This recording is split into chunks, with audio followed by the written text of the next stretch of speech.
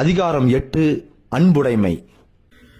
அன்போடு எந்த வழக்கென்ப ஆருயிர்க்கு என்போடு இயைந்த தொடர்பு.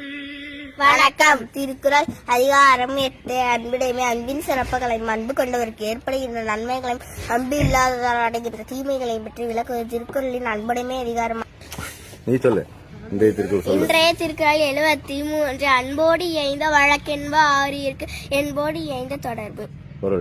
பொருள் நம் உடலுடன் தொடர்புடையதாக உள்ள நம் உடல் உறுப்புகளை இயக்குகின்ற அருமையான நம் உயிர் அனைவரிடத்திலும் அன்பு காட்டுவதற்கென்றே உள்ளதாக அறிவுடையோர் கூறுவர். இன்றைய திருக்குறள் 73 அன்போடு இயைந்த வழக்கென்ப ஆருயிர்க்கு என்போடு இயைந்த தொடர்பு. பொருள் நம் உடலுடன் தொடர்புடையதாக உள்ள நம் உடல் உறுப்புகளை இயக்குகின்ற அருமையான நம் உயிர் அனைவரிடத்திலும் அன்பு காட்டுவதற்கென்றே உள்ளதாக அறிவுடையோர் கூறுவர் என்று திருவள்ளுவர் கூறுகிறார். நன்றி. 3578. நன்றி.